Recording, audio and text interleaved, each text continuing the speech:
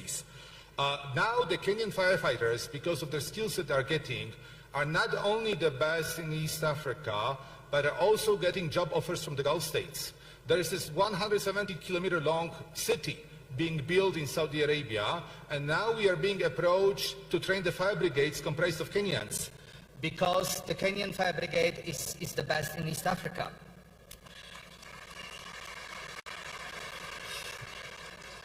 You know what?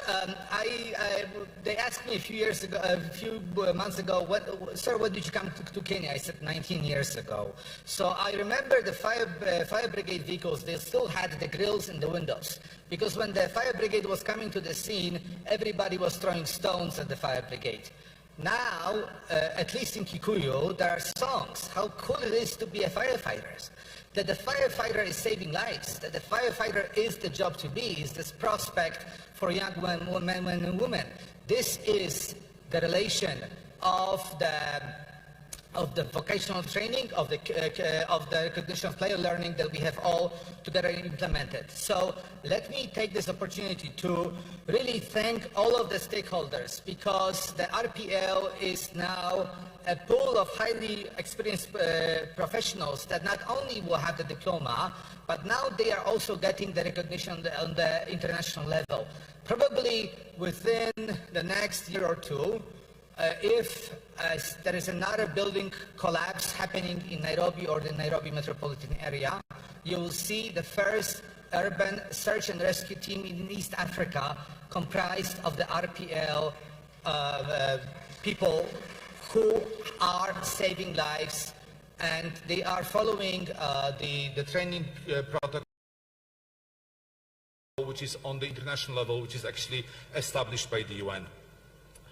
Let me conclude this by highlighting that ourselves, as the Development Aid Partner, Polish Center for International Aid, will continue to be committed to support the vocational development, capacity building, qualification improvement of the Kenyan firefighters. We have so far accredited the curricula at level 3 and level 4.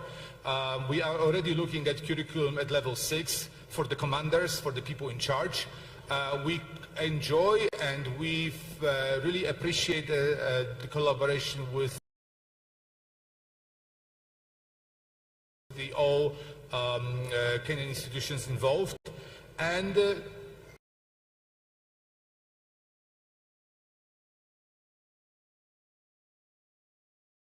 at the end, let us celebrate this momentous occasion, and congratulations to all RPO graduates, among them the firefighters. Thank you very much.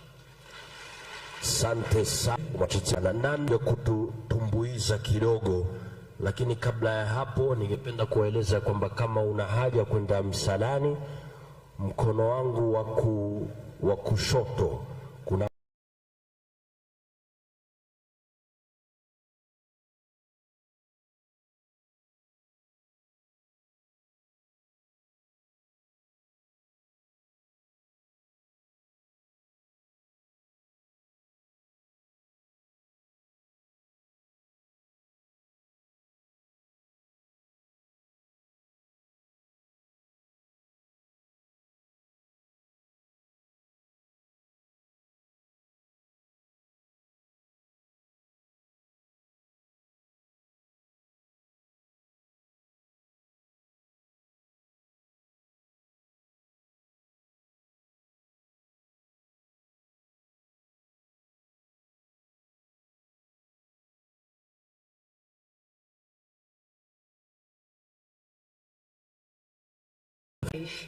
team is here, my support CS and PS, and also to acknowledge that as a private sector, I want to speak, because everything is government heavy, even from the time that we've been listening here, it's very government heavy. And I want to bring in my voice as a private and a local citizen of Kenya and say that indeed the private sector should not be forgotten in all this that are happening. And that is what KNQA has already done. I'm here accompanied by our chair, Dr. Ekra, She's there. She's the chair of Private TVET Institution in Kenya. And we are putting our voices so that we are part of this conversation that is going on. Number two, I am an employer under the Akinyi Odongo Kenya. It's a high-end fashion brand.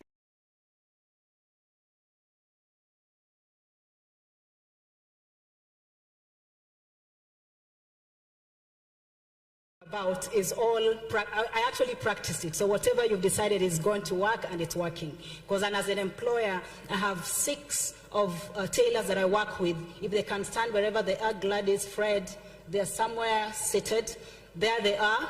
And those are my employees. And what RPL has done is that now they're not even working for me. They're actually running their own businesses, and I'm subcontracting them. Isn't that amazing? That is the power of RPL. Number 3, I'm speaking here not just as a private sector investor here. There's a lot of work that we have done across all the 8 counties in Kenya. RPL practitioners, kindly, where are you? The ones who are behind the scenes examining, please, kindly, I know this is impromptu. We don't have them here. Can we appreciate these people? I'm among the RPL practitioners, and we are many. We did training through the support of ILO, KNQA, and NITA, and I assure you, all the graduates that are graduating today have passed through our hands. And let me just paint a picture of what it looks like to be an kindly have a seat, thank you. And all those who are not able to attend today, we appreciate you. Let me just paint a little picture, because sometimes you're talking about RPL and how it's happening, but you may not ask the second exam that we did, and you hear we have people from the refugee camps and all that. How RPL is done is we have to understand your language. If you look at the exam papers, they are all in English, and not everybody speaks English. All of you here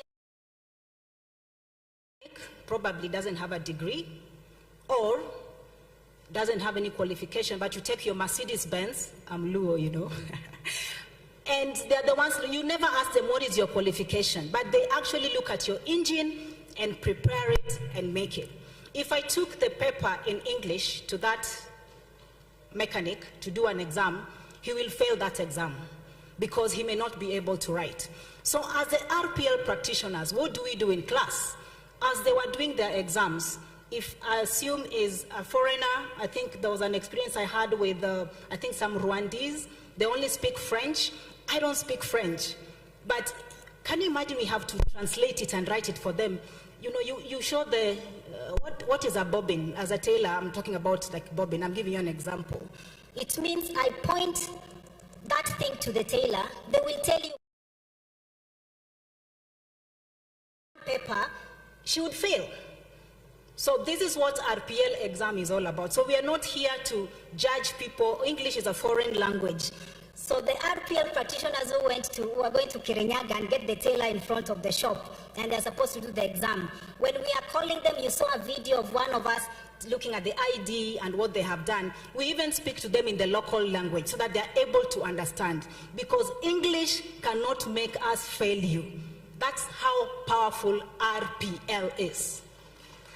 Thank you. So this is just not something that is for the purposes of graduation. It's a deeper thing that is going to support even the lowest person in the village. That mama in the village can get a certification. My former tailors, as I can call them, are now people running their own businesses, and they can ask for tenders because they have certification. One of the things that also this has done, it gives them pride.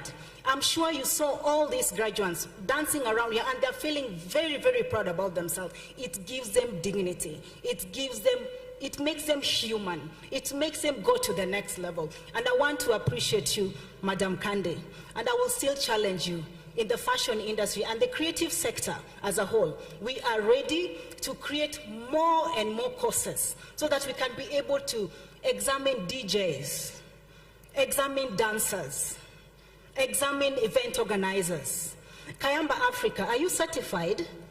They were here singing. I don't know if they have certificates, but I believe RPL can now be able to give a certificate. And I'm also looking for my, Dr. Kande, attention please. I'm looking for my degree or PhD in fashion. RPL, kindly. Thank you. God bless Kenya. To the graduates, congratulations, and I'm so proud of you. Wow, that was powerful. Makofi tafadhali. Akinyi Odongo OGW. Na tunafahamu Rwandese, Burundians, mes amis, bienvenue au Kenya avec beaucoup de plaisir et avec beaucoup d'amour. English cannot make you fail. Umesikia hiyo? Sasa ni skills. Ladies and gentlemen, very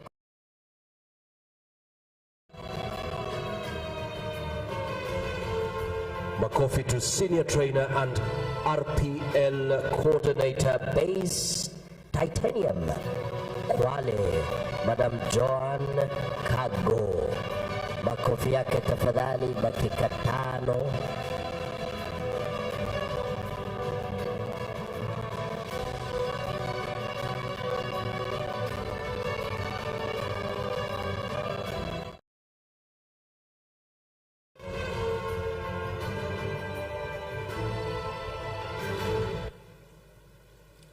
All protocols observed.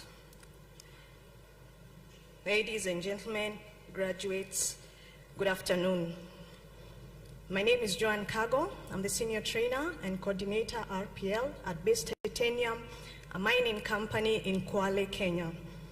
It's with great pleasure and honor that I stand before you today on this unique occasion to mark a milestone towards the launch of recognition of prior learning policy and the graduation ceremony. Today marks a significant step in Kenya towards empowering individuals and fostering inclusivity within the formal sector in Kenya. Today, we are privileged to have representatives from various sectors, our delegates, executives, learning institutions, industry leaders, and graduates, all united in sharing the vision of building a stronger, more resilient workforce for Kenya through RPL. For far too long, traditional education systems have overlooked the expertise and capabilities of individuals who have not followed conventional pathways. Allow me to give a case study of Base Titanium, where we were privileged to lead the formal sector in sponsoring 32 employees in the first RPL pilot phase, and we are currently working and in the process of nominating another 200 plus in RPL upon the launch of this policy today. The launch and implementation of RPL policy is a testament to our commitment to rectifying this oversight, to embracing diversity, and to harness the full potential of our workforce. Collaboration lines at the heart of RPL initiative is through partnerships between government, academia, industries, and individuals that can create meaningful pathways for skills recognition and development.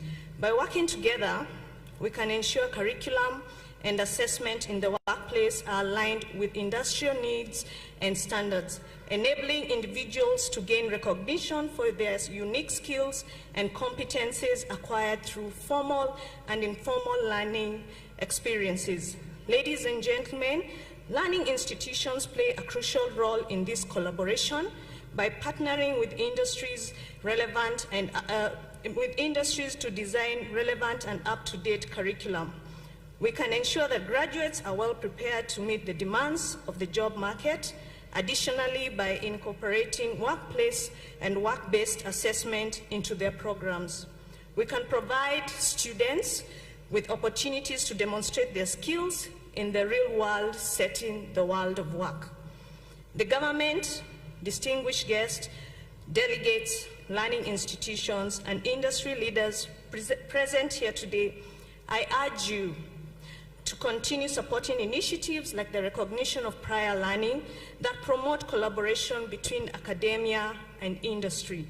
By working together, we can develop curriculum and assessment that reflect the evolving needs of the workforce. We can ensure that our people are equipped with the skills and knowledge necessary to thrive in today's competitive landscape of the world of work. As we embark on this new chapter with the launch of the recognition of prior learning policy, let us reaffirm our commitment to equity, diversity, and inclusion. Let us embrace the power of RPL to unlock the full potential of every individual and to build a stronger, more resilient workforce for the benefit of all and opening doors for skills mobility. To the graduates, I extend my heartfelt congratulations. Your dedication, perseverance, and commitment have led to this moment of triumph. Through your participation in the RPL program, you have not only demonstrated your competency, but also your resilience and adaptability. Each of you has a unique story to tell, a journey filled with challenges, triumphs, and invaluable experiences. Today we celebrate not only your academic achievements, but the wealth of knowledge you bring from your diverse backgrounds and life experiences. Your success today serves as a testament to the power of RPL to transform lives and unlock opportunities for personal and professional growth. As you embark to the next phase of your journey, remember that your skills and experiences are valuable assets that contribute to the success of our nation. In closing, I would like to acknowledge and express my gratitude to all those who have contributed in the development and implementation of the RPL policy. Your dedication and vision have laid the foundation for a more inclusive and prosperous future for Kenya. Congratulations once again to the graduates, and may your journey be filled with continued success, growth, and fulfillment. Thank you.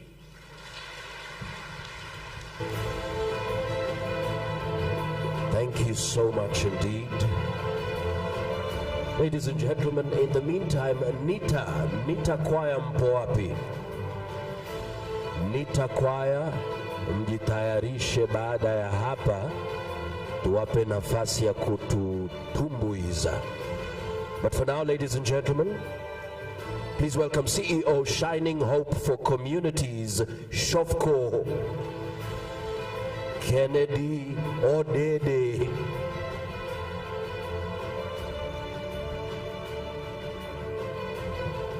Makofi yake tafadhali.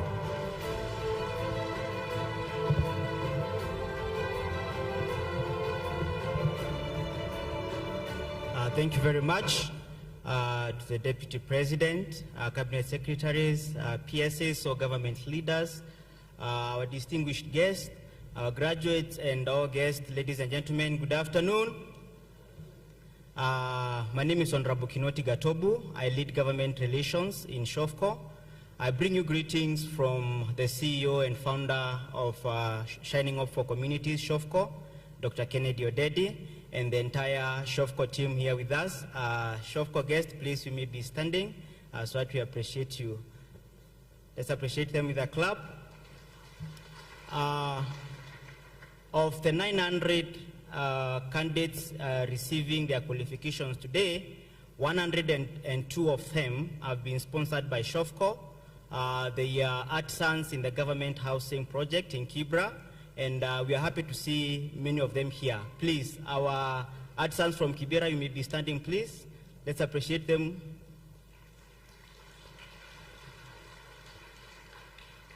Thank you very much. You may be seated, please. We congratulate them, and we also congratulate all the other graduates from Ruiru and from every part of the country. Our first observation is thank God for the long journey we've walked. The certification of the 102 artisans from Kibra started in the year 2022, when the President and the Deputy President came to launch the government housing project in Kibera, and then the meeting with the founder of Shofco, that is Dr. Odede, and he has been born and brought up in Kibera, and he understands the challenges of the artisans there. Many of them have the skills, but many of them have never been in a formal school. So SHOFCO fund to pay for the testing of this through the RPL framework, and through NITA, this has been made possible. And we see this as a great milestone, and we really appreciate government and all the government agencies that have walked this long journey with us. SHOFCO was founded in the year 2004, and for the 20 years of its existence, we've done a lot in partnership in government in various sectors. If you go to Kibera today, about 90% of residents there, that 7,000 families every day receive water, clean drinking water from SHOFCO. In education, we have 2 institutions, STAR institutions. We have the SHOFCO Kibera School for Girls, which was started 7 years ago, and throughout the years, it has transformed the lives of over 2,000 girls. In the KCP 2023, it was the best school in Kibera sub-county. We also have the Madare School for Girls, which was started 4 years ago, and for the 4 years of its existence, it has transformed the lives of 763 girls. It was also the best school in Madare sub-county in the KCP 2023. We have development projects in 40 counties, and for the 20 years of existence, we've impacted the lives of over 3 million Kenyans in various counties. We are happy to see our government colleagues whom we've worked with, especially NITA, KNQA, and others. We really appreciate you. Several NGOs fear working with government, but at SHOFCO, we take a lot of joy in working with government. We love the community. We serve various communities across the country, and most importantly,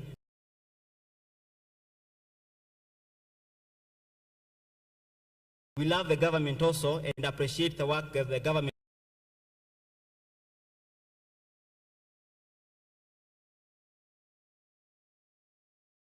does.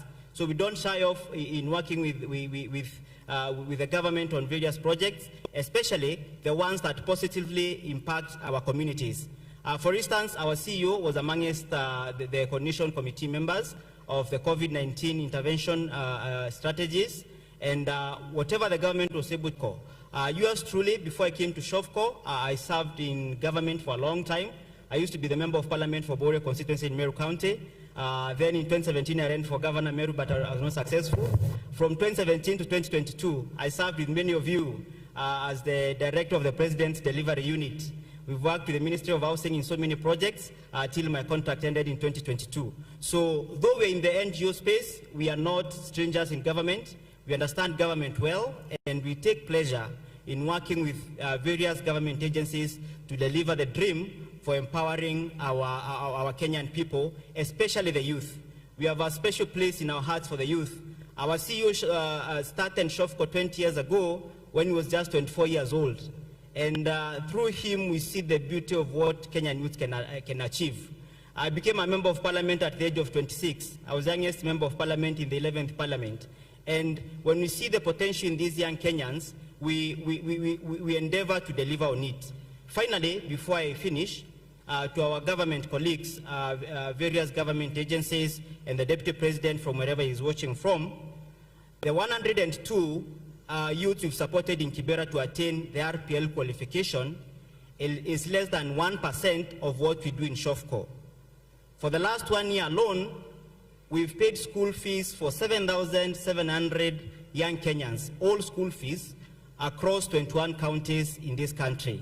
We have 966 from Nairobi, we have 152 from Nyeri, we have 202 from Vihiga, and all over the country. And the resources we have is just to sponsor these children through TVETs and through vocational training centers across the country. We didn't have a plan of how to help them begin work after school. So to our dear partners in the private sector and also in government, if you can help us fulfill the dream of these young Kenyans. As SHOFCO, we don't train these young Kenyans on various courses in TVETs and also RPL just for the papers. We train them to help get a livelihood.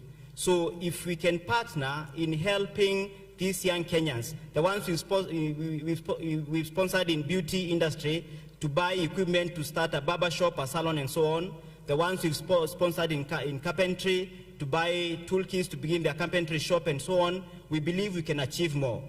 We are really geared towards transforming the youth in this country, and we make a commitment. If you can help us ensure these 7,700 we've taken for the last 1 year translate into gainful employment, whether employed or self-employment, we can assure you Ashofku will continue doing more. We can even take double of that for the next 2 years to continue the transformation of our young people. So congratulations, our graduates. Thank you very much, all the partners in government and even outside government who have made this possible. And as the shining hope for communities, we look forward to working with all of you to make the young people of Kenya and all the people of Kenya, both old and young, being successful in life. Thank you, and may God bless you all. Wow, making all the people of Kenya successful in life. As we continue on, before we get to listen to development partners, wajua Waswahili wanasema mtakacha mvunguni sharti, na kwa kweli nyie mlifanya hivyo, ndo kwa maana leo mnapata cheti. Hapa kuna QR code. Chukueni simu. Hapa mtapata nafasi kemkem, nafasi ya kusoma, nafasi ya kuendelea katika masala ya masomo yenu. Utapata kujua ni mambo gani yanahitajika, si tu hapa nchini, lakini hata nchi zingine kule nje. Scan that QR code and get that open opportunity to study abroad, to expand your horizon and make a difference in the end to our beloved country. We have Vision 2030 coming in the next 6 years. We need to make a difference before then. Very quickly, ladies and gentlemen, to listen to some of our development partners, please a big round of applause to Senior Coordinator Africa Continental Qualifications Framework Project 11, Ms. Eduarda Castelbranco. Welcome, welcome. Makofi yake tafadhali.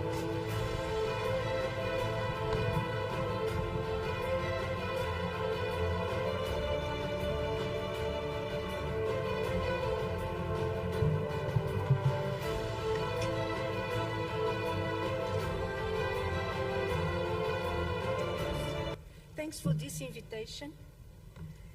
Thank you. Eduarda Castelbranco on behalf of the project African Continental Qualifications Framework. Excellencies, representatives, high-level representatives of the government, all stakeholders in this room, it's with immense joy and emotion that I stand here, and I want to thank very much Dr. Alice Kande and PNQA for the invitation. So I'd like to just take a few minutes of your time for a statement, and I was asked to say a few words about also RPL in global terms and especially in African terms. So again, on behalf of the implementation and coordination team of the African Union project supporting implementation of the ACQF, African Continental Qualifications Framework 2, not 11, we express sincere gratitude for your invitation to participate in such a celebration of the power of learning. This testifies that the impossible becomes possible when there is a common vision and joint commitment of all levels of governance and stakeholders in a country. Your country, Kenya, takes this matter seriously. You are an example. The highest authority of the country, the President of the Republic champions RPL. This is unseen. This is a marvelous example. The private sector is an engine of RPL, and the NQF is the home and provides the coherence to all this with KNQA. We need such examples across the continent, the African continent. Besides a relevant policy, there is a concrete implementation. And to prove it, the RPL graduates, marvelous, looking wonderful, so encouraging, this image. And they are proud. Different demographics we have here in the room, they are all proud because their experience, their knowledge, their skills now are recognized and visible. Their lives have now so much more and better opportunity. This is a glorious day for Kenya, but it is also meaningful for Africa and the world. Because your country is not only innovating, but it's also giving this innovation a highly visible and assured place in the ecosystem of lifelong learning and employability for all population groups. From being a pilot experiment, RPL becomes integral part of this education, training system, qualifications system. Let me say a few words about the fact that RPL is even more important nowadays, that we are all living, all our countries of the world, through a very deep, wide and multiple layer transformation. Global data and analysis, such as the 2023 report of the World Economic Forum on the future of jobs, demonstrates that the full potential of the green economy, the green economic growth, and also sustainable society, as well as the digital and AI transformation, will be determined by the capacity of governments and societal forces to boost access to learning, to upskilling and reskilling in diverse and novel approaches. These novel approaches have already been mentioned today, and thank you very much, Professor Mike Kuria. Approaches that combine all types and modalities and contexts of learning. The new types of certification, the new types of credentials, small micro-learning, the combination with the full qualifications, and the recognition of the skills and competences people acquire in life and at work. This report of the World Economic Forum also tells us that almost 50% of the core skills of the working population will have to change in a period of 5 years. That's immense, and that's also an immense call to education and training systems, qualification systems. And to adapt to transformation and to remain employable, imagine the effort in retraining, upskilling, and reskilling. This will require from each ecosystem of skills development a very large effort to be able to adapt, to deliver, and lead on the transformation, so that education and training systems, qualifications are not lagging behind the pace of transformation. Recognition of prior learning gives us wings, gives us new opportunities to further education and training and to decent jobs, creates bridges to new learning. It is an ally of the reskilling and upskilling pathways we all need to embrace. It's a source of innovation and improvements in learning and also in assessment, modalities, mechanisms, tools of learning outcomes.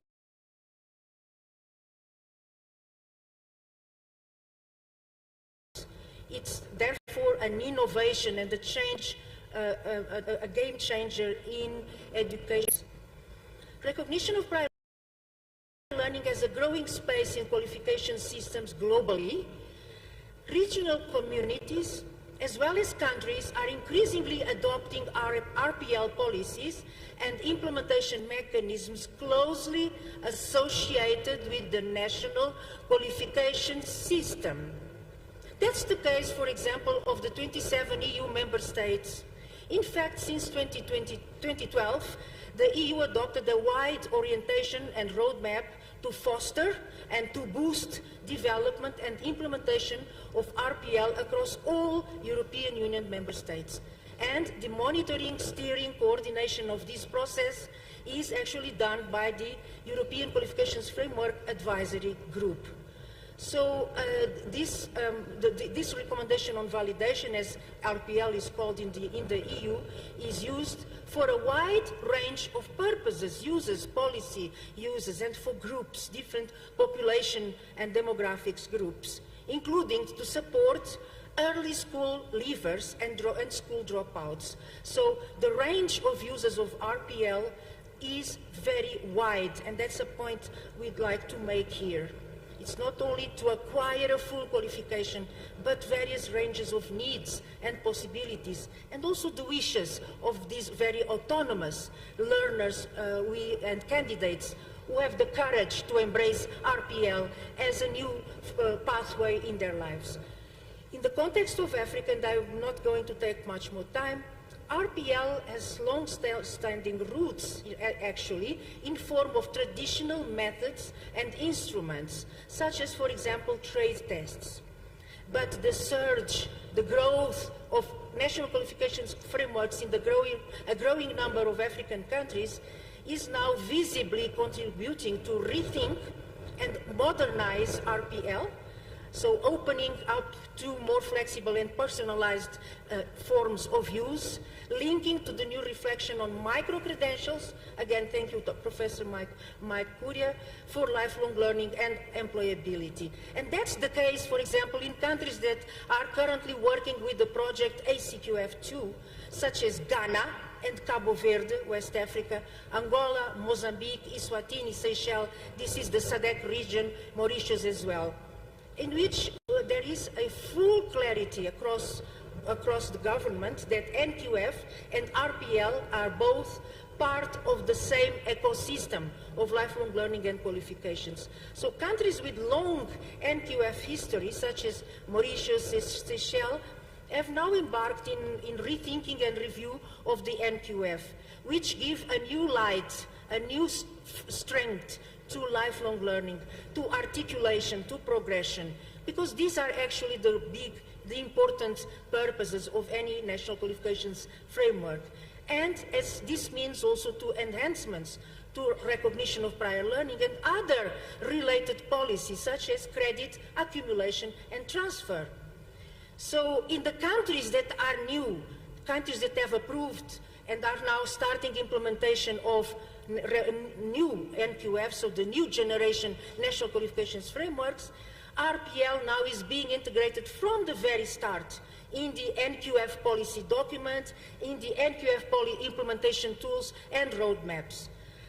I'm going to complete very soon, Mr. Moderator, just a few additional words. The benefits of RPL are expressed at all levels, at level of the learner or candidate, the education and employment system, the companies, the employers, the society, and the government. All actually benefit from well-implemented RPL. In certain countries, RPL has played a fundamental role in qualifying large population groups that had no documentation for the skills they possessed, and making the routes to further education more inclusive and accessible, and at the same time making the economy more competitive. In other countries, RPL is a space for government and companies to better regulate employment in the emerging and strategic economic sectors by providing access to qualifications to employees who have experienced skills, motivation.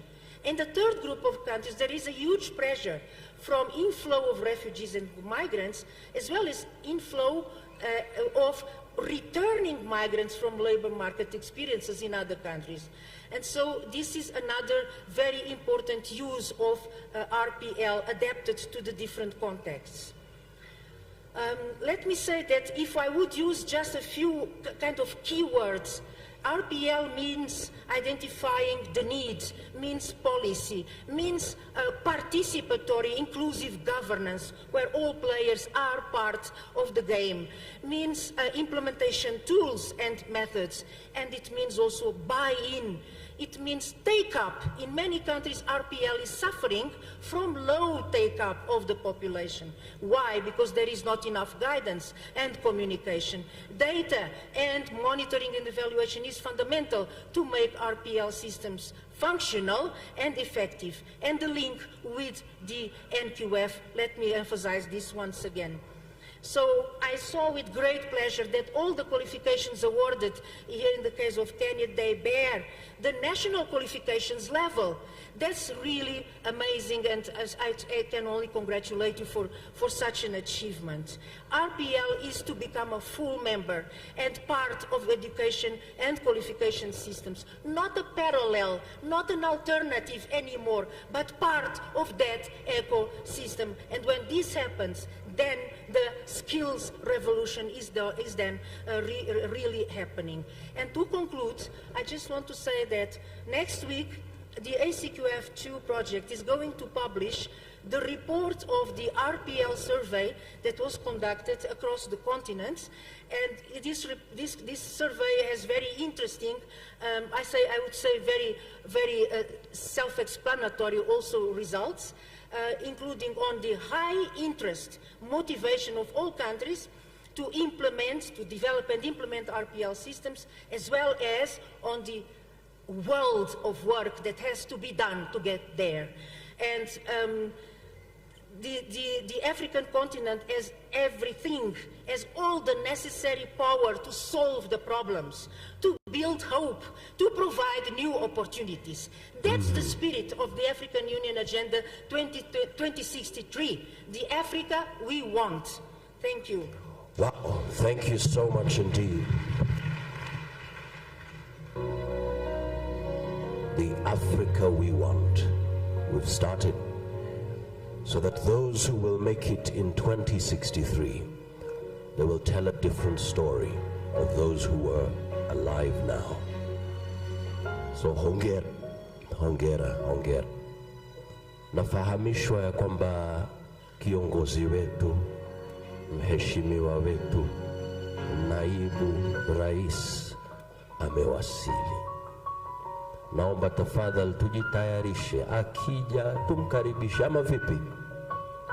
Kwa sababu tunahitaji uongozi wake ili tuweze kuhitimisha imio yetu. Lakini kwa sasa, kabla ya hapo,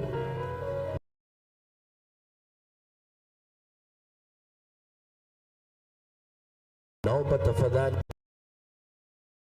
Nita kwaya muwe tayari, na pia Kayamba Africa muwe tayari. But before that, tumkaribishe makofi tafadhali, Chief Technical Advisor International.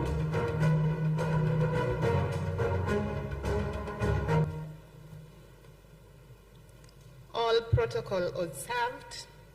Good afternoon. What a great day this is for the people of Kenya. The recognition of prior learning, the launch of the recognition of prior learning policy is symbolic and further affirms the country's and social partners' commitment to improve the quality of Kenya's workforce in a most inclusive way. The International Labour Organization is the United Nations Agency for the World of Work. It brings together governments, workers, and employer organizations in setting the normative standards for the world of work, underpinned on the principles of social justice, that everyone, no matter where they are born, have a fair chance at life. And you would agree with me that this is embodied in RPL. Having recently marked 100 years of existence, the ILO's vision looking forward is not surprisingly one of an inclusive, human-centered future of work as espoused in the Centenary Declaration, which recommends, among other things, an entitlement to lifelong learning, and many speakers before me alluded to that. This, Excellencies, ladies and gentlemen, contributes towards achieving Agenda 2030 and Agenda 2063, the Africa we want, which aspires for a prosperous Africa based on inclusive growth and sustainable development. The third generation of the Decent Work Country Program, the framework for ILO's engagement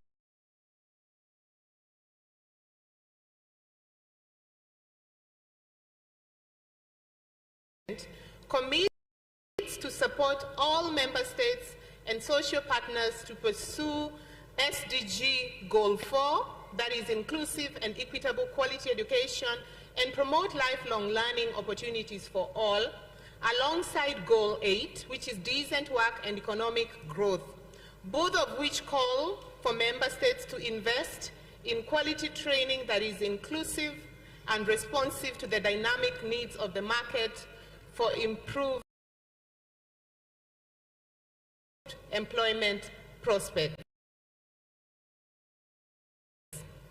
The ILO Global Commission on the Future of Work released a report with 10-point recommendations to attain a future of decent work. One of those recommendations is a universal entitlement for lifelong learning that enables people to skill that can facilitate upskilling amongst workers. Excellencies, ladies and gentlemen, in December 2019, the ILO's 14th Africa Regional Meeting concluded with the adoption of the Abidjan Declaration, which calls for investments in decent jobs, the institutions of work, and sustainable growth in order to achieve to enable people to benefit from the opportunities of the changing world of work. ILO Convention 142 and Recommendation number 195 on Human Resources Development, Education, Training, and Lifelong Learning calls on member states to establish a framework for the recognition and certification of skills, including prior learning and previous experience, irrespective of the countries where these were acquired and whether formally or informally. And that's why we've had speakers before me mention refugees, migrants, those that have gained experiences in their countries of origin. RPL, ladies and gentlemen, facilitates mobility of workers, access to better jobs. And I think Akinyi spoke to that, her former employees are now owners of economic units. Opportunity for lifelong learning and better training prospects, and that was alluded to by the Commission for University Education. RPL also is a powerful tool through which workers in the informal economy can gradually move to the formal economy and benefit from more decent jobs as they acquire certification, proving their competencies and knowledge.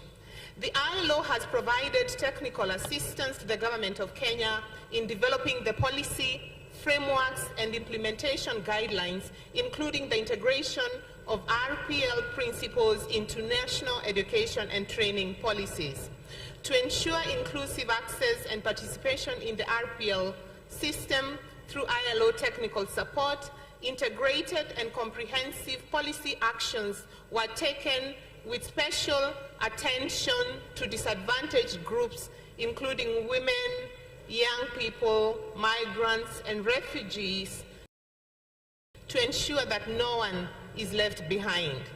Through action-oriented trainings, the ILO continues to assist in building the capacity of the National Advisory Councils, National Implementation Committee, RPL practitioners, relevant stakeholders such as government agencies, employers, and trade unions to implement recognition of prior learning programs effectively. This involves training programs, workshops, etc., aimed at enhancing understanding and skills in RPL assessment, validation, and certification. Kenya being a country that is digital, and for better governance of RPL, the ILO has further provided technical and financial support towards the development of the RPL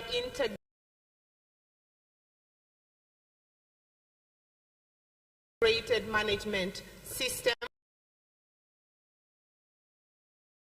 infrastructure setup, training programs, and implementation of the IMS to strengthen data analytics, digitize skills recognition processes, and certification mechanisms in Kenya. To ensure that the RPL offering labor market and practices and experiences from other countries which can inform the design and implementation of RPL programs in Kenya. We will continue to support knowledge sharing and networking among countries and stakeholders engaged in RPL. As the policy development ensued, a pilot rollout was supported across 7 counties in various priority sector skills. And the ILO supported 350 candidates from various counties, with some of those graduating today, and we celebrate you. This ensured that critical feedback on implementation was plowed back to improve the policy. Excellencies, ladies and gentlemen, to ensure RPL assessment and certification processes are meaningful and lead to greater labor market outcomes for the candidates, the ILO is supporting the identification and assessment of occupations in key economic sectors that are ready for RPL. This entails a systematic assessment of the key sectors for the development of occupational standards, especially where none exist in formal institutions. A sustainable financing mechanism is critical for successful RPL implementation. The ILO has assisted in determining differentiated unit cost for assessment to ensure that there is an adequate, predictable, and sustainable costing, financing, and revenue sharing mechanism in order to guarantee an effective RPL system in Kenya. Excellencies, ladies and gentlemen, we are truly, truly delighted to be a partner in Kenya's RPL journey and commit our continued support towards its rollout to all sectors where it is needed for the benefit of the economy, the workers, and economic units that drive it. Asanteni sana.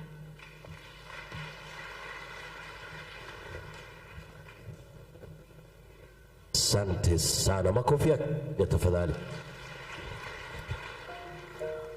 Wenzangu, mheshimiwa ameshafika, na mimi nikimalizia nasema it has been an honor serving you as the moderator.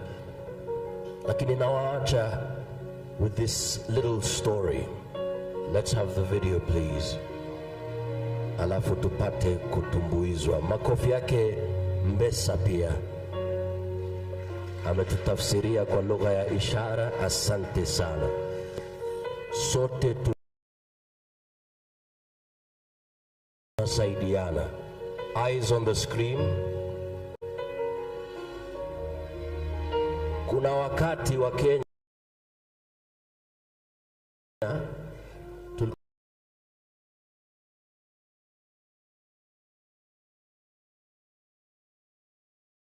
it's not enough to run. Sometimes you have to fly to win. Lakini, some was wounded, but she picked herself up. She kept on running, and guess what? She became number 1. She became number 1. But the reason why I share this story, our Kenyan athlete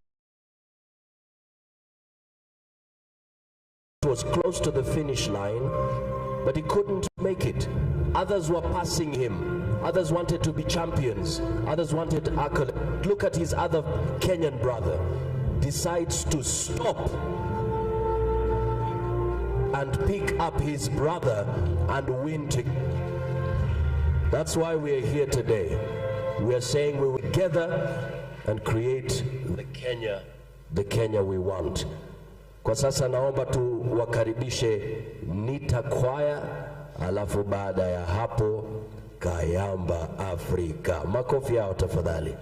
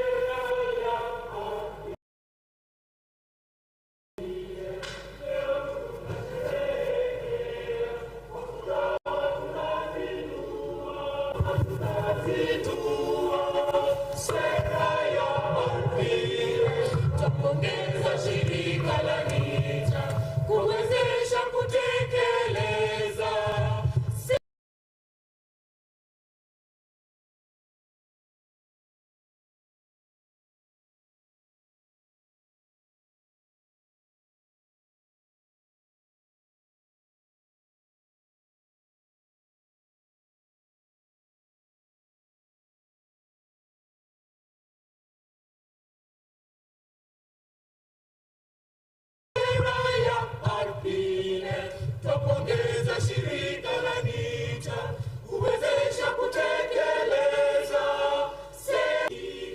ujuzi bora kwa wafanyakazi, ni juhudi na kazi.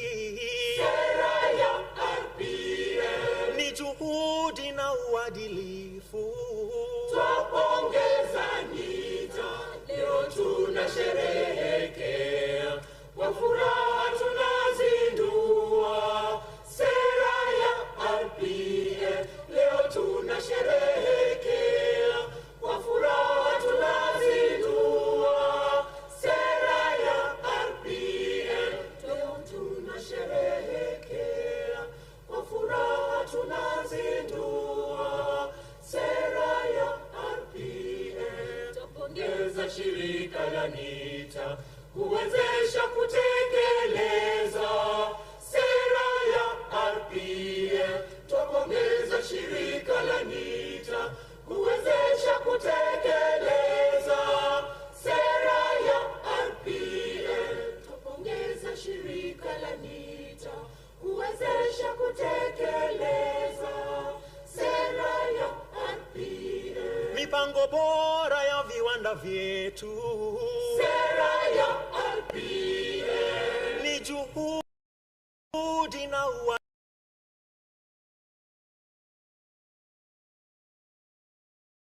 uadilifu. Tupongeza NITA, mipango bora ya viwanda vyetu. Sera ya RPF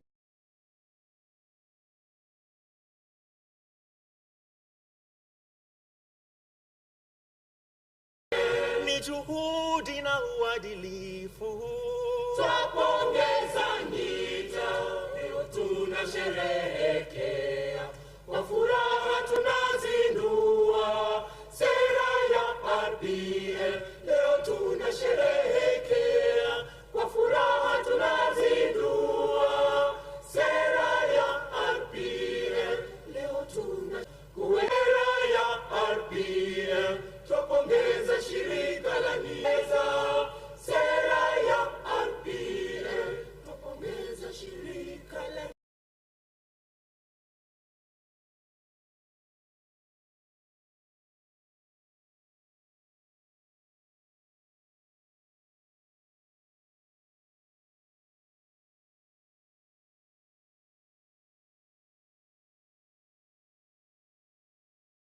NITA.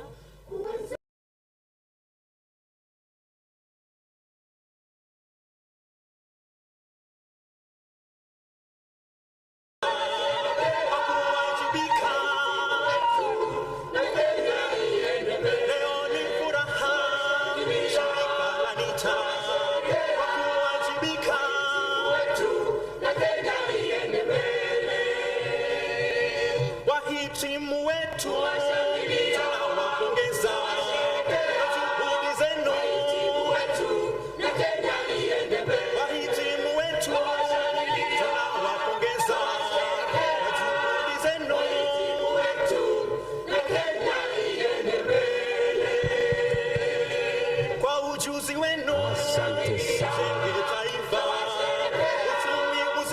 Karibu sana Mheshimiwa Hinga.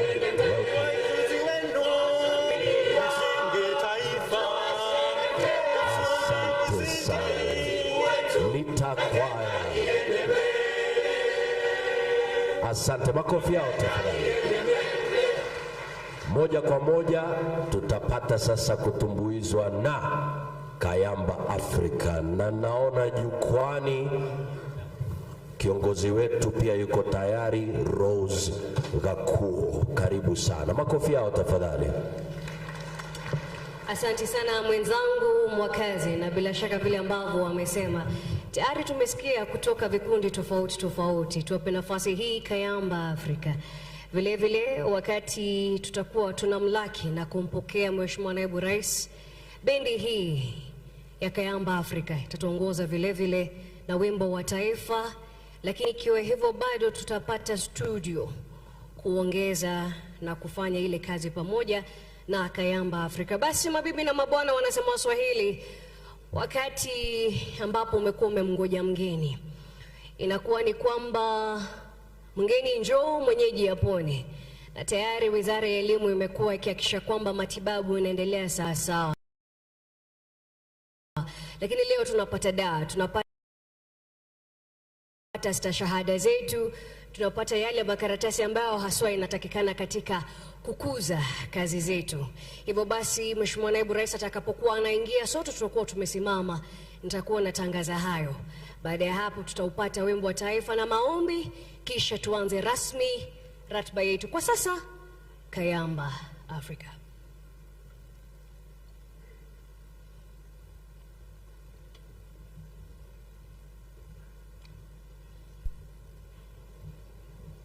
Mabibi na mabwana, natumai tumemngoja mgeni wetu na kwa sasa anafika, lakini kawaida ni vizuri tujichangamshe kidogo, ndipo tutaweza kumkaribisha vema.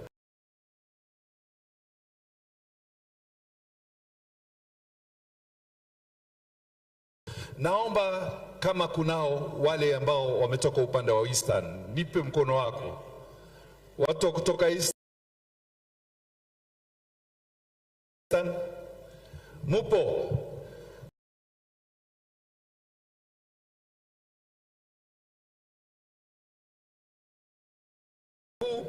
Raha jipatie papo ambapo upo. Tumeelewana? Tunaenda.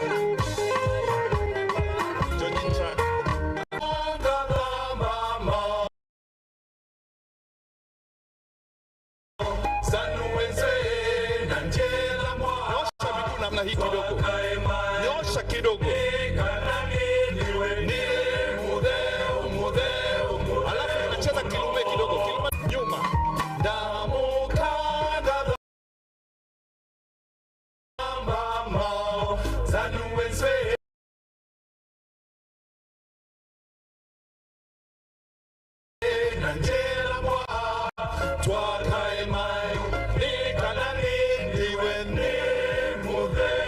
Mother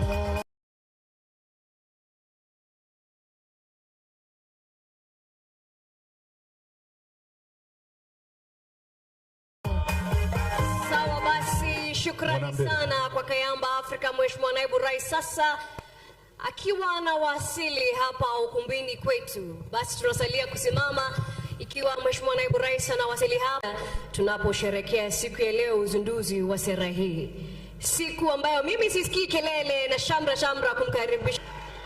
Asanteni sana Mheshimiwa Naibu Rais, mabibi na mabwana. Basi tupate wimbo wa taifa na ule wa Jumuiya ya Mashariki. Mungu nguvu yetu, ilete baraka kwetu, haki wendao na mlinzi, na tukae na udugu, amani na uhuru, raha tupate na ustawi. Mungu twaomba uilinde Jumuiya ya Afrika Mashariki, tuwezeshe kuishi kwa amani, tuiduize na malengo yetu. Jumuiya yetu sote tuilinde, tuwajibike, tuimarike. Umoja wetu ni nguzo yetu, idumu jumuiya yetu. Asante Kayamba Afrika. Tunaposalia kusimama, tuombe Bwana Abdi Kuno na Daktari Teresia Njora kutuongoza kwa sala. Wakati Kayamba Afrika wanaposonga, basi Bwana Kuno na Bi Abdi kuja hapa mbele.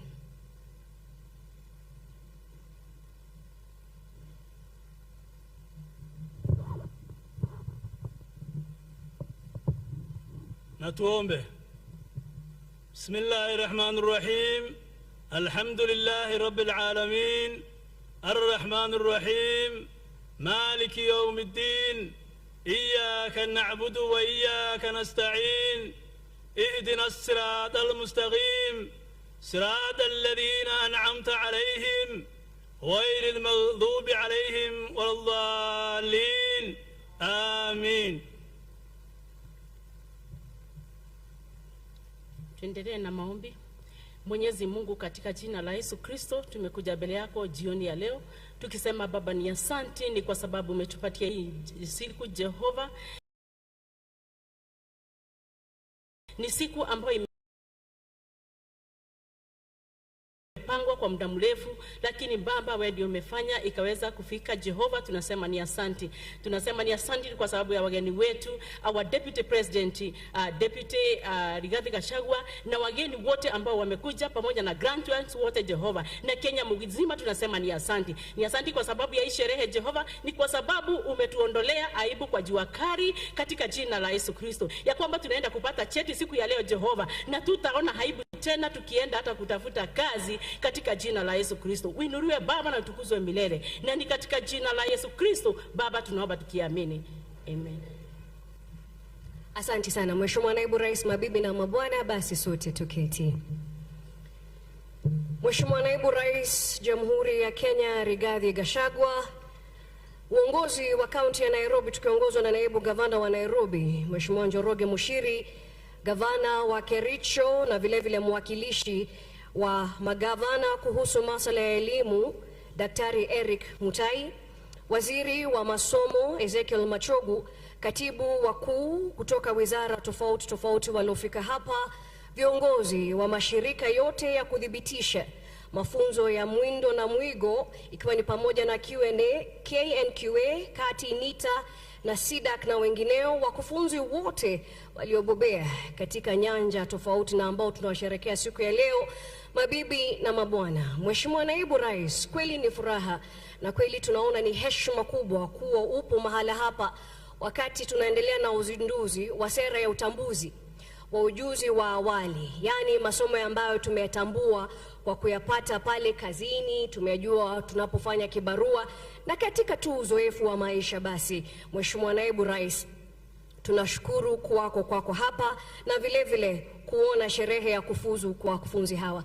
Bila kupoteza muda, Mheshimiwa Naibu Rais, ukiona inafaa, kwa heshima kuu ningependa kumuomba Bi Alice Kande ambaye ni kiongozi wa Kenya National Qualifications Authority KNQA, Bi Alice kuja kusema machache na kutuambia yatakayojiri katika sherehe hii. Karibu.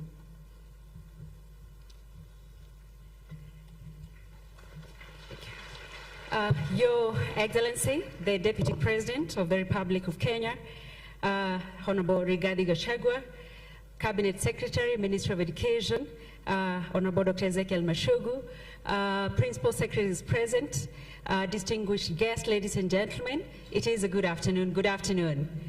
Thank you very much once again. We are gathered here this afternoon to celebrate, and this being a culmination of a journey that we have all walked together as a country, and we're saying together as one, in appreciating what makes us, the fabric that we are ourselves, appreciating the skills, the unique skills that we have, the competencies that we have and our people have, and appreciating that we need a system that works for us. Your Excellency, we are here as the Kenya National Qualifications Authority hosting this event.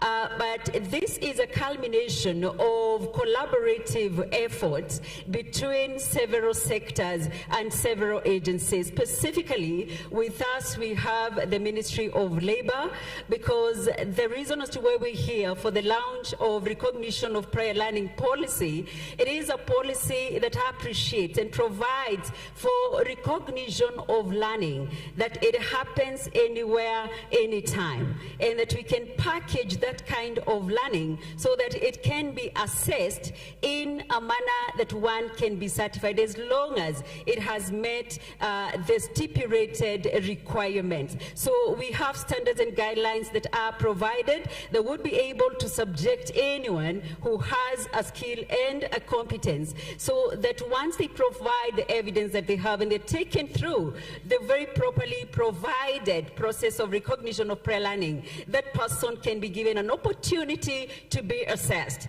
an opportunity to take advantage of what any other person who has a certificate would get. We're talking about job opportunities that are out there.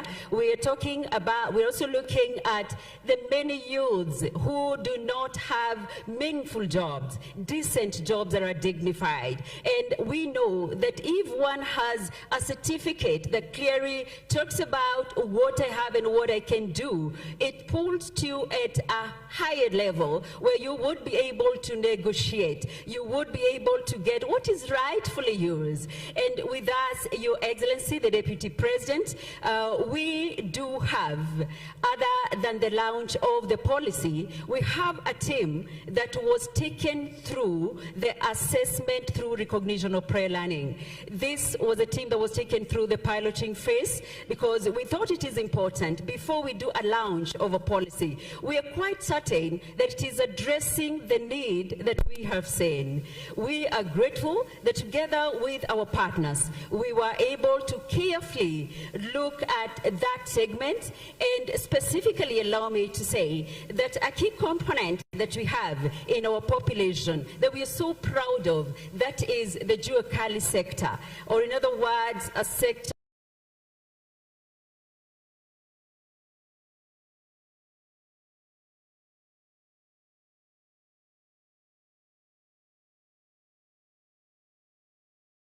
that they call themselves the hustlers. We are all hustler nation, and we know that we are proud proud of what we can do.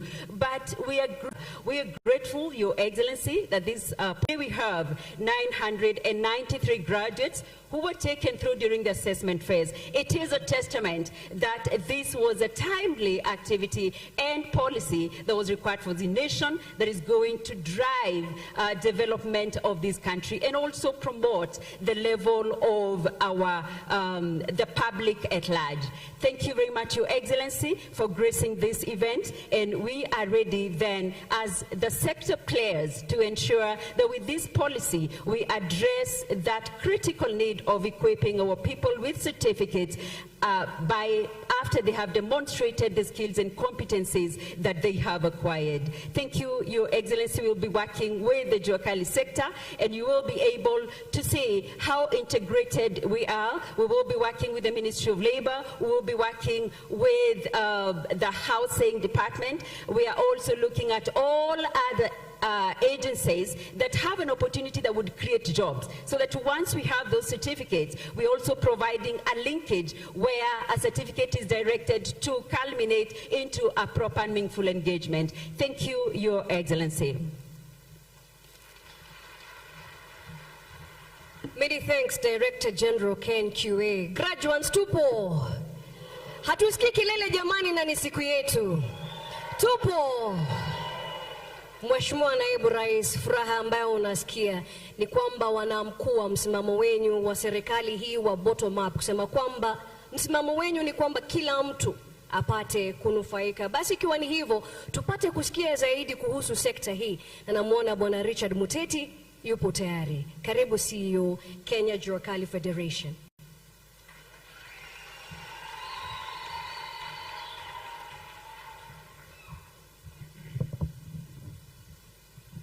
Your Excellency and Chief Guest, Deputy President of the Republic of Kenya, Honorable Rigathi Gachagua, EGH, Cabinet Secretary for Ministry of Education, Honorable Ezekiel Mochogu, Governors present, the Deputy Governor of the County of Nairobi, the Council of Governors Representative, Principal Secretaries present, the Chief Technical Advisor and Officer in Charge of International Labour Organization, our great partner, Madam Jacqueline Mugo, the Executive Director of Federation of Kenya Employees, all CEOs and senior government officials present, my colleague industry and labor sector representatives, and most importantly, our Juakali sector graduates. Mpo! Asanteni sana, amjambo! Your Excellency, the Juakali sector has a slogan that says they use nguvu, ujuzi na ajira.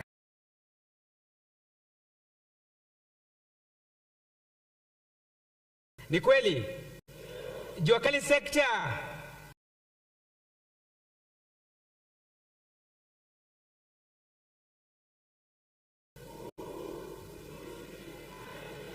hatujasikia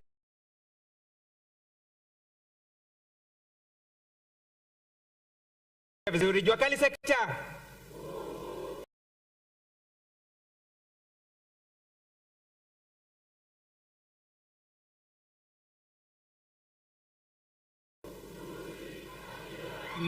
mmefurahi kuona launch of the long-awaited recognition of prior learning policy framework in Kenya.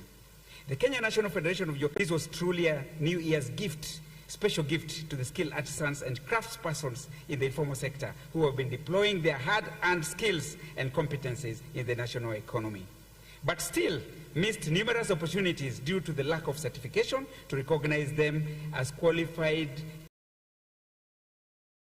professional in their respective trades.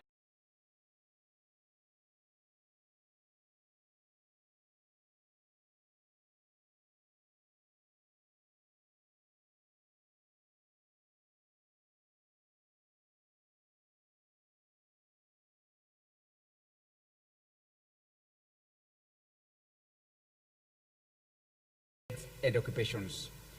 Confederation Reform Sector Organizations for the 8 countries. Your Excellency, for the last 30 years of our existence, we have provided a robust national platform for cooperation, collaboration between the Juakali sector and various stakeholders, including successive national government administrations, private sector, civil societies, and international development partners. This has enabled the government, the Juakali Sector Federation, Mr. Sono Ju.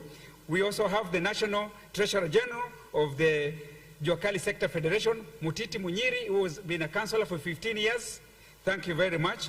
We have Ochoe, Councillor Ochoe, who was also a mayor, from a mayor to a Juakali Sector artisan, Your Excellency. That was a mayor, and now he's a Juakali Sector artisan. Thank you very much. We also have the National Vice Chair, who is also the representative for Nairobi, Mr. Joseph Kesoro. Thank you very much kwa kuangalia Nairobi. Your Excellency,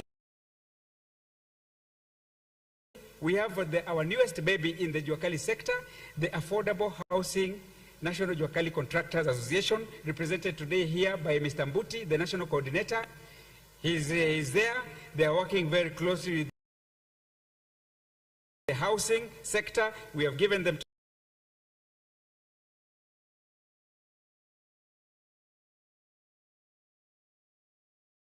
the housing sector to assist there. Your Excellency, we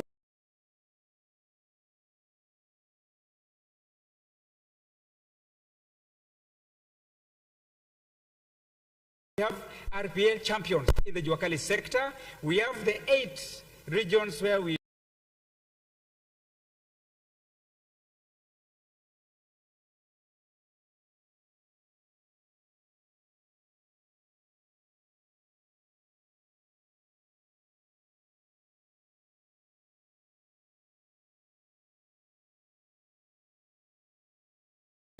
sprinklers, and she exports in the region. She exports in the 13 countries as a TVET Skills Ambassador and an awardee of the Presidential Innovations Award. Asante sana. Your Excellency, every morning, millions is what this is going to crash today, Your Excellency.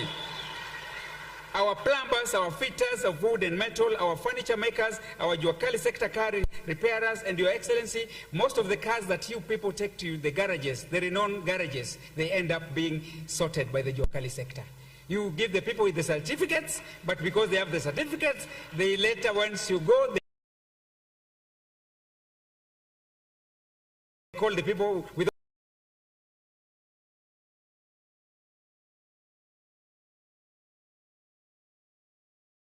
the certificate, but the skills to come and sort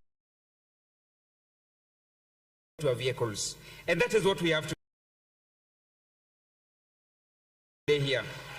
The artisans operate on different skills level and has absorbed the majority of the unfortunate dismissal from the private sector companies and organizations. The Juakali sector is currently the single largest employer in this country, Your Excellency. In this country, the Juakali sector, which is part of the larger informal economic sector, employs 20.1 million, if you look at your records. The formal sector, where it's less than 1 million. The other bigger chunk is represented by these gentlemen here. While the Juakali sector and Kenyans at large are celebrating this major milestone, we feel, Your Excellency, that it is important to put to context and give some synopsis of this journey. Your Excellency, even with this legal and policy framework in place, it has not been easy for the Juakali sector to be fully appreciated by the education sector. The education people are still yet to reform their mind and attitude about the Juakali sector. The informal Juakali sector has for years been stigmatized and looked down upon by the formal education and training assessment systems that project certificates as a privilege and preserve for only those who have been to school. Your Excellency, we were reminded here yesterday that Juakali sector is a God-given skill. We were also reminded here that the Noah's Ark was constructed and built by the Juakali artisans then, and there were no polytechnics that time, Your Excellency. Your Excellency, we have presented a proposal to the PS for TVETs for approval on how to work together with the Juakali sector and the TVET institutions across the country in collaboration with Kenya Association of Technical Training Institutions. And you have just directed that we work together to clear that. We are going to do that, sir. This proposal framework also provides on how we intend to support the government in implementing a number of flagship programs, including the affordable housing programs, where our very able champion, PS, Mr. Inga, I'm sure he's going to speak a bit. Mr. Inga believed in our skills. It was difficult. It was said that we are not able to produce quality products. Hinga refused with us, supported us. Makofi kwa Inga tafadhali is going to speak about that. Under the framework, we shall also be requesting that the government to consider appointing members of the Juakali sector into the boards of governors and councils of national polytechnics so that this relationship is consummated properly. With a comprehensive policy framework, millions of skilled artisans in Kenya will have a decent, fulfilling, as well as commensurate paying and adequately compensating career. Finally, Your Excellency, allow me to thank you most sincerely for agreeing to enhance the relationship between the government and the Juakali sector by instituting a new strategy for informal sector transformation in your public sector reforms role and in line with the bottom-up transformation agenda. Thank you very much, Your Excellency.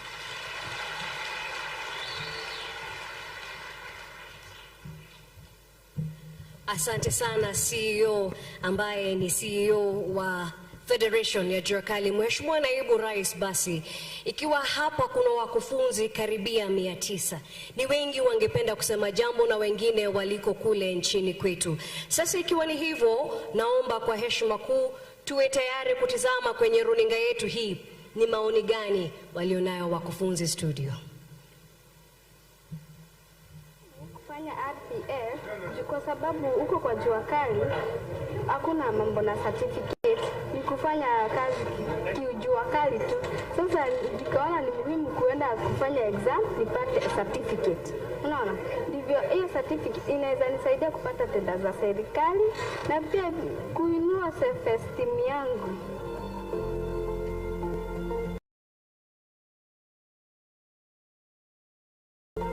Lakini nilikuwa naogopa. Unajua watu hawajasoma, unaogopa mtihani. Lakini kwenda hiyo mtihani nilipata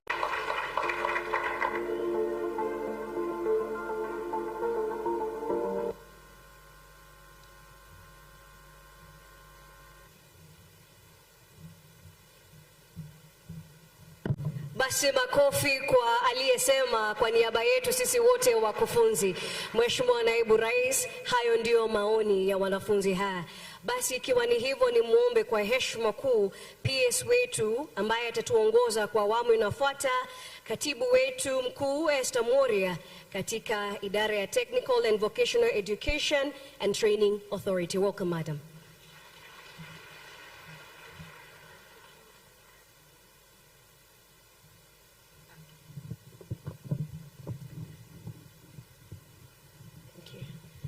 Your Excellency, the Deputy President of the Republic of Kenya, Your Excellency, my CS, Honorable Mashogu, and allow me, Your Excellency, to ride on the already established protocols and be able to say that we are happy to be here today as a department. Your Excellency, I want to refuse what Moteti has just said, that the Ministry of Education does not recognize the people who do not have certificates. We do. And Your Excellency, we know that these people are the people who have the skills, and as a department, we have actually decided this is going to be the industry where we are going to train our students. Ameniambia pole. So, Your Excellency, this Juakali sector, the people who actually have the skills are the industry where we will have our students at TVET 70% of the time. And Your Excellency, we are twinning our students, our institutions to the industry. And the industry in this country, Your Excellency, sio zile vitu zinatoa moshi. This is our industry. And we are twinning with them GIZ, who are present here this afternoon, are working very closely with us so that we ensure we twin our institutions to the industry so that kidogo our students are in the institutions, most of the time they are going to be in industry. And we thank the government of the Republic of Kenya, Your Excellency, for supporting us to be in this space. Allow me, Your Excellency, to just recognize my fellow PSs who are here. Please be upstanding. My fellow PSs, I don't know whether PS Hinga will be speaking later because he's very important here, but on my extreme right is PS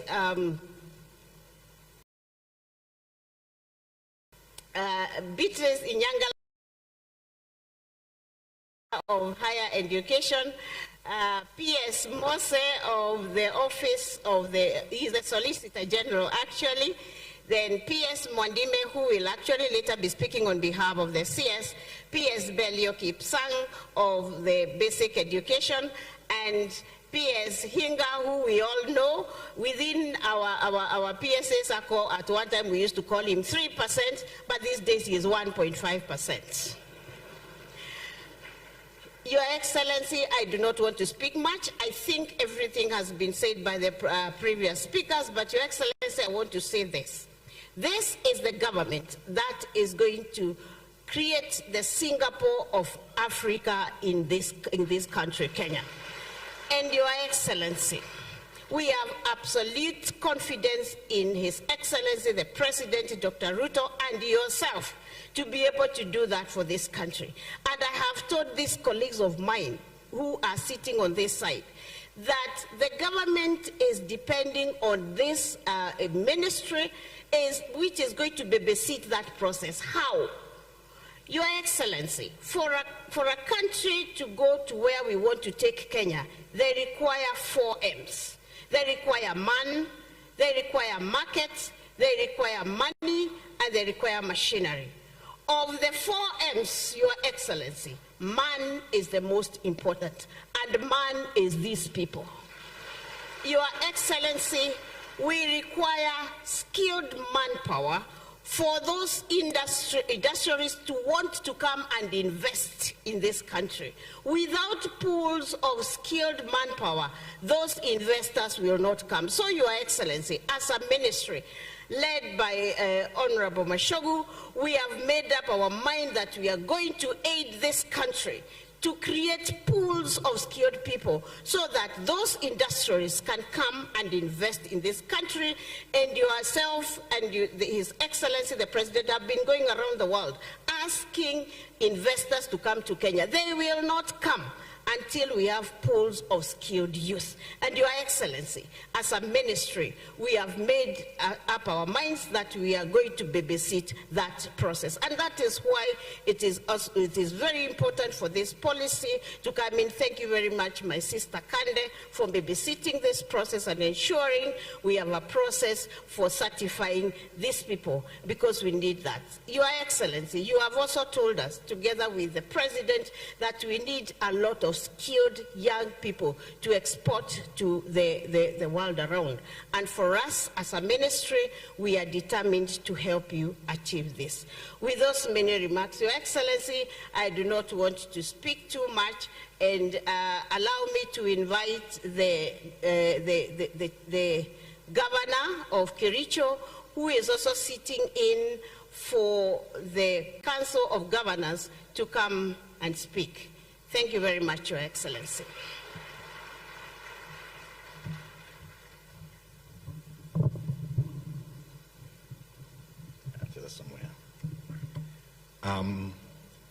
His Excellency, the Deputy President of the Republic of Kenya, the Deputy Governor for Nairobi, Foreign and Diaspora Affairs, Cabinet Secretary's presence, Principal Secretary's presence, Chairpersons and Chief Executive Officers present, representatives, development partners, distinguished ladies and gentlemen, allow me to begin by riding on the great shoulders of Muteti, who gave us today some description of Chuakali. And I don't remember the exact words he used, because Your Excellency, When you were in the university, there used to be something called Comrades Power, and those days it meant so many things, either a revolution against something or celebration. But today, because of celebration and a revolutionary thought, allow me to say Chuakali. Asante sana. Let me take this opportunity to laud the organizers of this momentous event aimed at recognizing learning from informal and informal interactions and experiences. Today is not just a celebration of policy making, but a bold step towards recognizing the diverse pathways through which knowledge is acquired, honored, and celebrated. I am equally excited about witnessing the graduations of the RPL graduates today. As a passionate educationist, I am cognizant of the liberating power of certification and the boundless opportunity it offers. Importantly, the acquisition of certification transcends the traditional training spaces. It goes beyond the tenets of theory.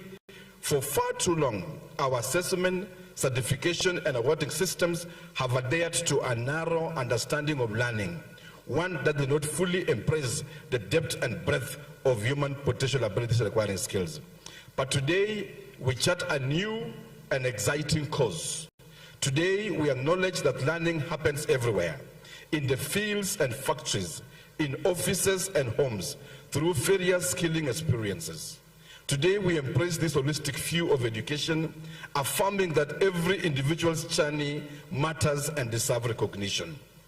As we all know, the objective of the LPL policy is to guide the implementation of recognitions of prior learning process for improved employability, mobility, and advanced learning. This policy is a beacon of hope for those who have faced barriers in assessing formal certification.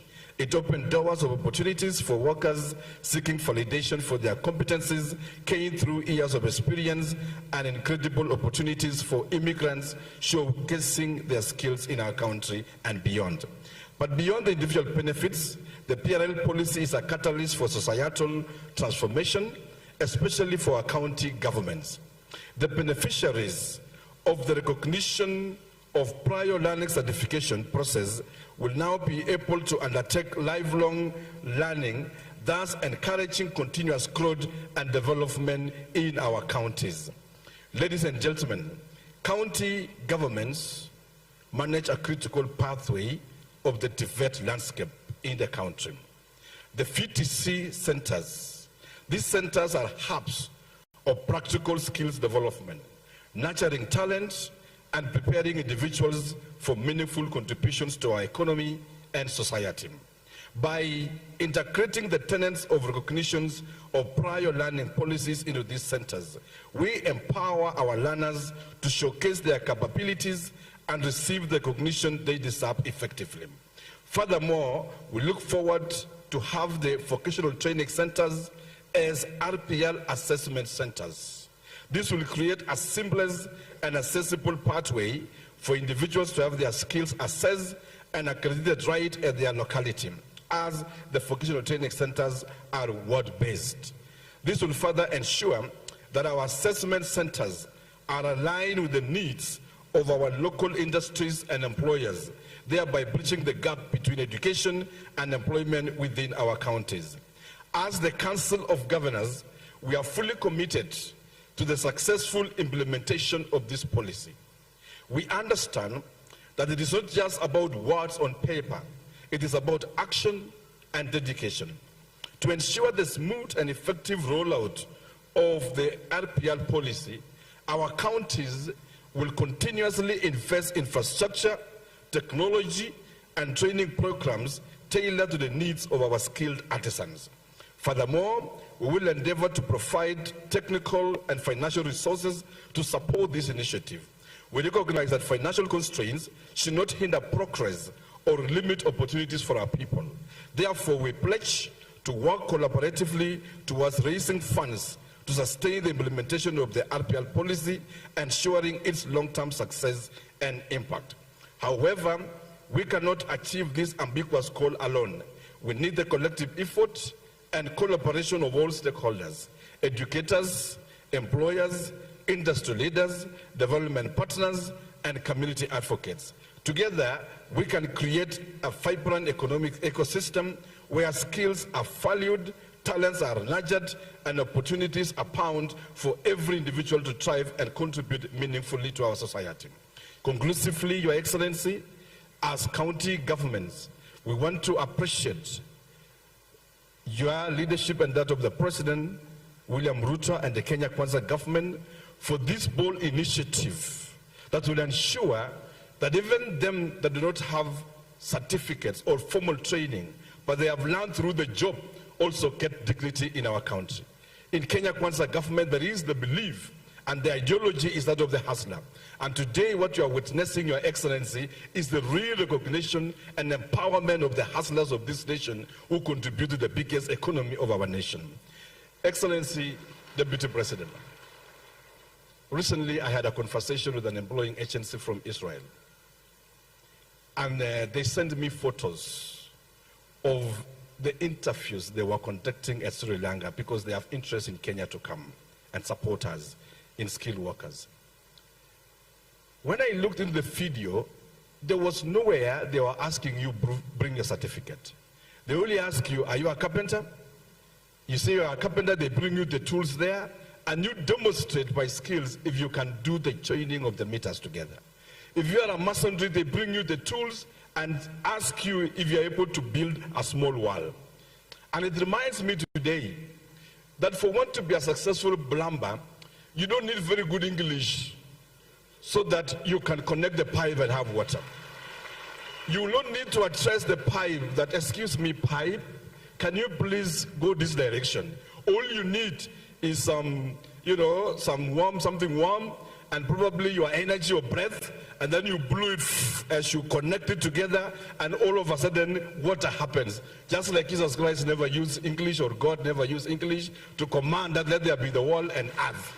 And as Council of Governors, if this is one thing we will celebrate and support the national government so that we all deliver as one, is this initiative that we are launching today. And we are here on behalf of the Chair, Anne Waiguru, and the entire 47 governors to commit that even after this, Your Excellency, there has been many who are working in the county governments. We have workers who are working as drivers, some as firefighters, some are just artisan people working there.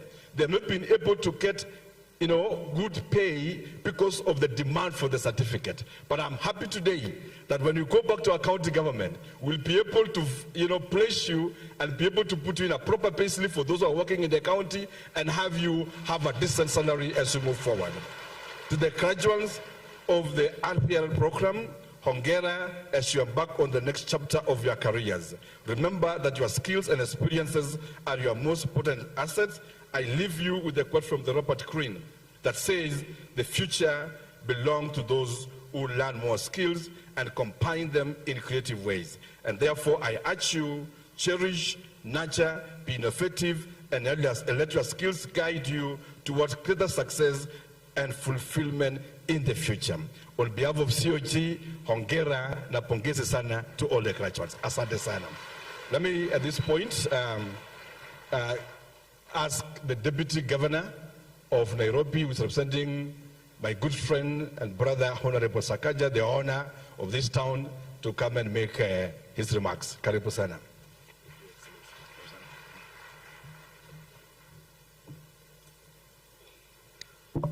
Your Excellency, the Deputy President of the Republic of Kenya, Rigathi Gachagua, the Minister for Education, and allow me at this point to write all the protocols established there before. My name is Njoroge Mushiri, and I represent His Excellency, the Governor of Nairobi City County, Sakaja Arthur Johnson, who is not able to join us now. He was in a meeting. We were still hoping that he would join us, but the meeting has taken longer. But nevertheless, Your Excellency, very welcome to our city. It is your city. It is the seat of your government. So we are always happy to have you here and to listen to you.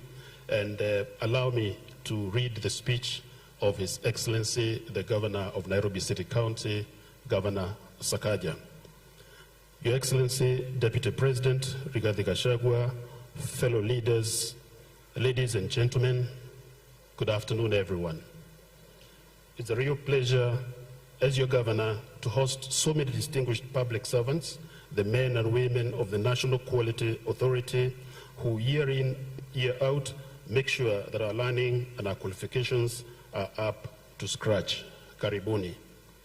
I want to also recognize first the leaders of Nairobi County who are here today to celebrate this event. Second, it's my honor and my pleasure to recognize our chief guest today, His Excellency, the Deputy President of the Republic of Kenya. Asante sana, Naibu wa Rais, for gracing us with your presence. Please, let's recognize our chief guest. Is that adequate recognition?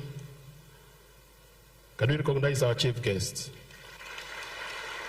Asanteni. Now, ladies and gentlemen, we meet at a moment of opportunity. We all know that many of our people have the skills, the temperament, and the persistence to succeed in their own right and to serve their communities. But opportunities are denied them because their experience and skill are not recognized. That's a problem we must solve. I'm delighted to be here with you today to launch the recognition of prior learning policy, which brings education, employability, and equality to the disadvantaged, discouraged, and totally marginalized. Let me say a little about why this matters so much to me. When we took office, one of our central promises to the people of Nairobi was equal opportunity. Usawa baina ya Mkenya moja na mwenzake. No more discrimination. Ability is the best qualification. These are not platitudes, they are the convictions that motivate us. So today, we celebrate with you the launch of this program, which lets us recognize and give opportunity to those who have practical experience and encourages many more to seek fresh opportunity. Today, let me single out our firefighters. Let me commend Benson Kithinji Ndegwa and Gideon Ogola Owiti, both of whom received their certificates today. Hongera, I am very proud of you and your achievements today. Now, I know that we have a shortfall. We need many more firefighters to keep us safe. I know also that we are training more as quickly as we can so that the people of Nairobi are kept safe. We can't have an unmanned fire brigade in the most important city in this part of the continent. We just can't.